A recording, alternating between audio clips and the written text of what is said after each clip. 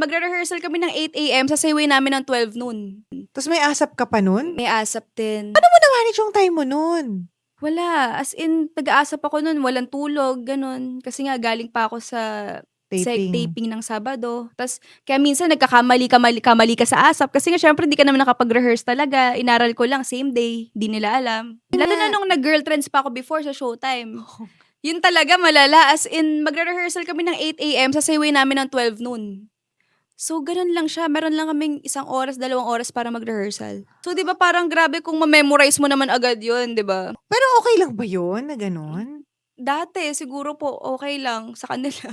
Pero ngayon parang hindi na kasi may mga Opo. binig ka na, may mga Yes, SB19. tumataas na yung standard Oo. nila na sabi ko, kaya naman pala yan. Pwede naman Oo palang nga. mag-rehearsal ng todo para hindi tayo nababash. Kasama ka ba Siguro, dun sa ganun? Nasa asap na ako nun. Gets mo? Yes, kasi Oo. for sure, yung rehearsal nila nun, kanina lang din umaga. Sure ako. Oo. Pero, ba't ka umalis ng girl trends? Tinanggal na nila po ako. Hindi, sabi nila, parang, Loisa, hindi ka na pwede na araw-araw nakikita sa TV. Kasi nagteteleserye ako everyday, tapos Sabado, may Once Upon a Time pinapalabas, then Sunday, ASAP. So, everyday daw ako nasa TV. So, sabi nila, bawal daw yon. Pero ewan ko, may mga nakikita artista, everyday sila nasa TV, Oo. parang pwede naman pala.